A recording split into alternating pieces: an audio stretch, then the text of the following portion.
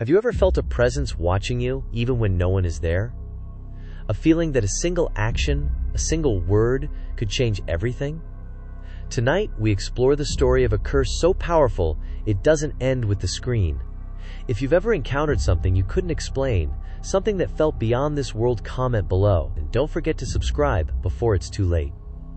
Lee Ronan was a content creator, running a small channel dedicated to urban legends and paranormal investigations. One day, she decided to visit her boyfriend's remote village, a place steeped in old traditions and whispered tales of spirits. She thought it would make great footage, and perhaps a spike in her views.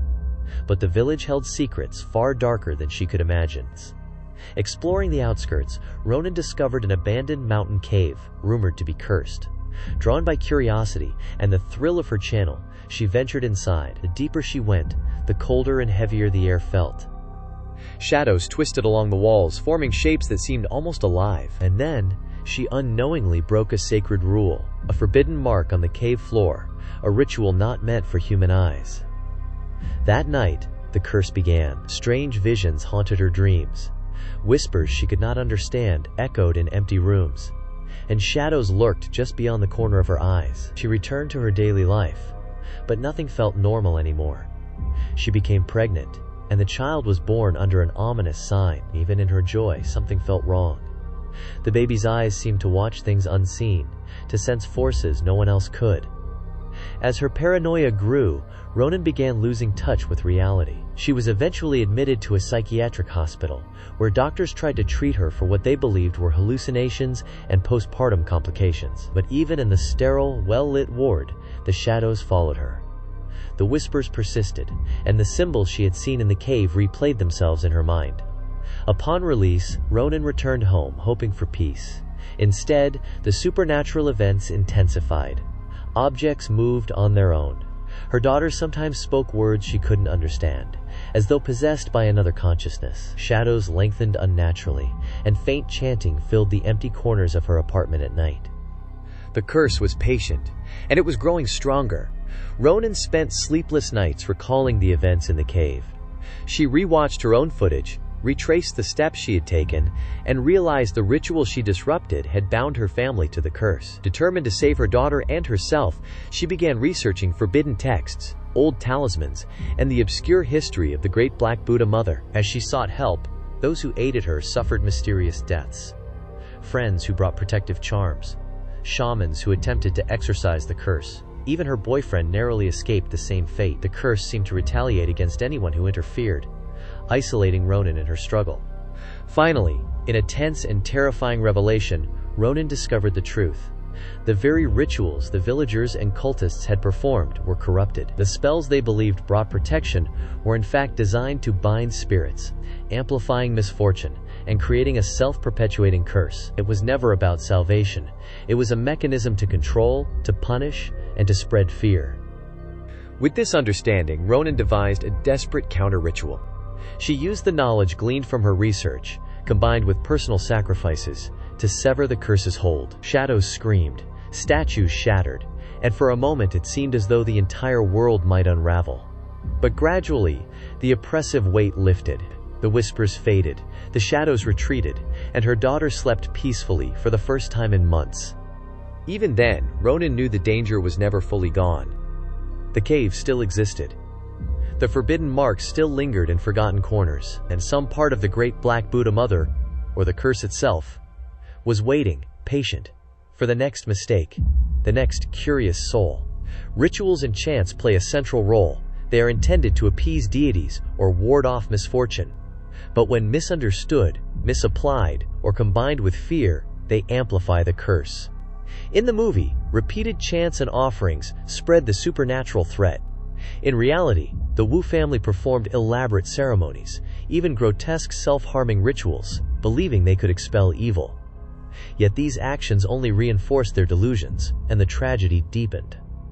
On the afternoon of April 11, 2005, Wu Shan, a man who hadn't left his house for nearly a month in Kaohsiung, suddenly appeared at his neighbor's door. His face was hollow, his eyes sunken, and his voice trembled as he muttered something about calling an ambulance before turning and disappearing down the street. The neighbor, curiosity pricking at the edges of fear, climbed up to Wu Shan's third-floor apartment to see what had happened.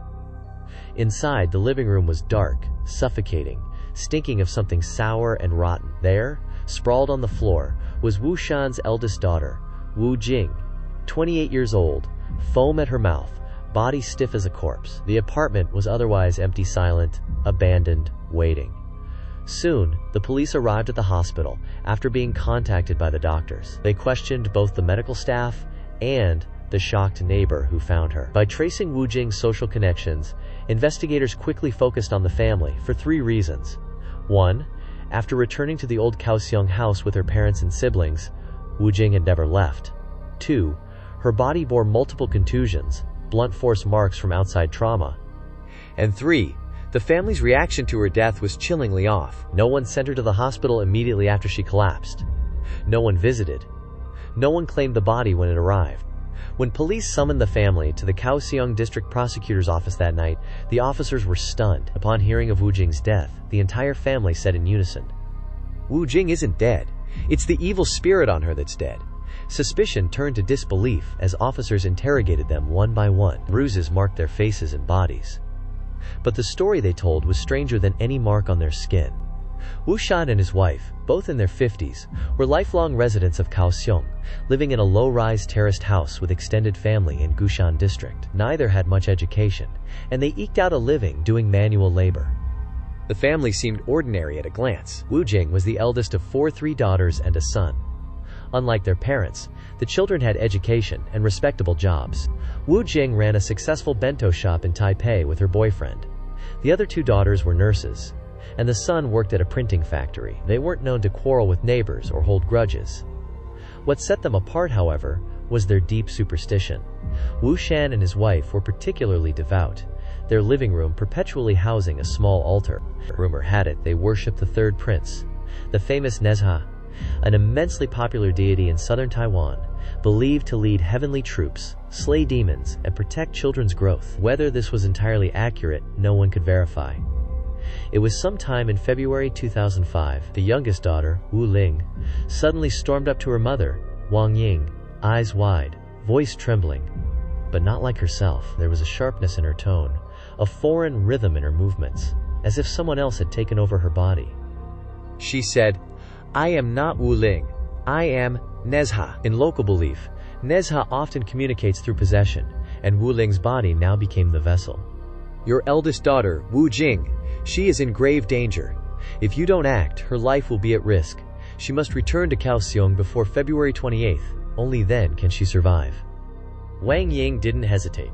She packed up and left for Taipei immediately, searching for her daughter. She told Wu Jing, "Your sister is possessed. The god says you face a great calamity. You must come home now." Wu Jing didn't argue. She didn't even bother to think about her business in Taipei. She simply followed her mother back to the old family house in Kaohsiung. Once back, Wu Jing's mental state began to deteriorate rapidly. She told her family that every night she had vivid, terrifying dreams. Dreams where strangers attacked her, violated her, threatened her life. "Someone wants to harm me," she confessed. She could only sleep during the day when the house was filled with people, fearing the shadows in the empty night. Desperate, Wu Shan and Wang Ying took Wu Jing to Wuzi Mountain for meditation, hoping the holy air and chanting could drive the nightmares away. Then, they found another allegedly powerful shrine on a distant mountain, calling in shamans to perform exorcisms. Hours of rituals, incense, and prayers. But nothing worked. Night after night, Wu Jing's sleep remained haunted, her body growing thinner, her eyes hollow, her spirit fraying. Seeing Wu Jing so frail and terrorized, the rest of the Wu siblings returned to the old family house. The entire family, 6 people under one roof, gathered, desperate, terrified, hoping together to find some way to rid their eldest sister of the evil that had seized her. Yet, the more they tried, the more the house seemed to feed on their fear, the more their rituals and exorcisms only deepened the madness that would soon spiral out of control. By early March 2005, Wu Jing received a phone call. Nobody knows what was said on the other end. Her family only saw her hang up and, like a switch had been flipped, she suddenly declared, "I am Guanyin Bodhisattva, descended to this world to save people from calamity." Then, Without hesitation, she grabbed a broom and began hitting herself with it. That was when the real horror began. Once Wu Jing claimed to be Guanyin, the rest of the family didn't take long to follow. One by one, they announced themselves as vessels of gods. Wu Shan, the father, claimed he was the Jade Emperor. Wang Ying, the mother, declared herself Queen Mother of the West. The second daughter, Wu Shan, said she was one of the 7 fairy maidens. The youngest son insisted he was Ji Gong reborn. Each possessed family member believed they were chosen to battle evil. Sometimes, only 1 or 2 of them would enter these trance-like states a day. Other times, 3 or 4 would erupt into possession all at once. According to the Wus, the house was thick with malevolent energy, a demonic aura, and these gods had appeared to cleanse it. Possession was not a game, it was a battle. Anyone deemed to carry karma or evil energy had to be beaten, struck down, or otherwise purged. From early March until Wu Jing's death on April 9th, the household turned into chaos incarnate. The family attacked each other with brutal intent. They threw rice and salt at one another to exorcise demons, swinging whatever was at hand: brooms, mops, sticks, even the wooden plaques from the altar. Sometimes, the living room became a battlefield where godly wrath and human flesh collided, all under the belief that every strike was necessary to vanquish the evil spirits that haunted them. The Wuddists believed the incense sticks before the wooden plaques had divine power. To drive out the demons, they jabbed the burning sticks at each other, convinced that any evil lurking in the body would be forced away by the flames. And while everyone suffered, Wu Jing, the eldest, was the most tormented. The family was certain she carried the heaviest karma, the strongest evil, because she had been the first to show signs of disturbance. Under the watch of the other 5, she was beaten harder than anyone else, forbidden to eat solid food after noon, allowed only water, and forced to survive on 4 or 5 hours of sleep a day. As days turned into weeks, the trances, these violent possessions, became more frequent, more uncontrollable. The family's rituals escalated. They wore only black clothes. Even the clothes hung on the 3rd floor drying rack were black, because black could absorb the yin energy. Every window was plastered with talismans, symbols drawn by all 6 of them, each line and mark meant to expel evil spirits. Food became suspect. Ordinary meals were rejected. They believed demons had tainted them. Only water infused with talisman ashes was considered safe. To cleanse themselves from inside out, they smeared each other with feces and urine, and even force-fed it to one another. Wu Jing, naturally, was the main target. She bore the brunt of this grotesque ritual, because her evil was deemed the densest. All this while, neighbors and relatives living nearby had begun to realize something was horribly wrong, but no one dared call the police or take them to a hospital. The family's behavior was too terrifying, too unpredictable. Late at night, neighbors often heard the Wush jumping and screaming above them, shouting, "Kick him! Hit him!" Sometimes, Wu Shan would appear at someone else's doorway, babbling nonsense, claiming possession by the Jade Emperor, ranting, "Everyone has sinned!" One neighbor even saw Wu Shan lying on the floor while a daughter, nobody could tell which, pounced on him, hitting, striking, like a scene from a nightmare. So to avoid the chaos, a good portion of relatives and neighbors packed up and temporarily moved out. The house, once a home, had become something alien, something alive and terrifying. By April 9th, 2005, Wu Jing was barely holding on. Days without proper meals, nights without sleep, and endless beatings had left her a shadow of herself. That night, she collapsed. Foam bubbled at her lips, her body stiff as a board, heartbeat so faint it was almost gone. Her 2 younger sisters, both trained nurses, and thankfully not possessed at the time, scrambled to perform CPR. Minutes passed. Nothing. They stopped. And the rest of the family? They acted as if nothing had happened. Wu Jing's breath left her in darkness, yet the family felt a twisted relief. They believed they had defeated the evil that possessed her body, that the demon had died, not their daughter. "We knew something was wrong," they later told police, "but she wasn't our daughter anymore, so we didn't send her to the hospital." 2 days later, on April 11th, Wu Shan claimed that everyone in the house had finally stopped the trances and regained clarity. They asked a neighbor to call 119 and get medical help for Wu Jing. Even then, they believed she wasn't truly gone, just temporarily trapped, soul-wandering, and could be brought back with proper treatment. The family refused to accompany her to the hospital, even ignoring requests to identify her body. To them, she was only pretending to die, a vessel still retrievable from the grip of evil spirit. The story shocked the nation. Ghosts, gods, and superstitions collided in news reports and whispers. Many demanded that the wuss be psychologically evaluated, suspecting a case of shared psychosis. The assessments came back. The 5 surviving family members had no mental illness. In 2007, prosecutors charged them collectively with abandonment resulting in death. But the autopsy was clear. Wu Jing had died from multiple organ failure due to prolonged starvation, not from physical abuse. In the end, the court declared them not guilty. Fearing another possession, neighbors and relatives pooled money to hire Taoist priests to perform purification rites, chanting prayers to soothe the restless spirit. Slowly, the old neighborhood in Kaohsiung returned to its quiet, uneasy peace. When reporters asked Wang Ying how she felt about her eldest daughter's death, she cried openly. "Wu Jing visited me in a dream," she said. "She told me she was so sorry, so foolish. She thought the demon would die, but in the end, she starved herself to death." Another striking similarity is the chain effect.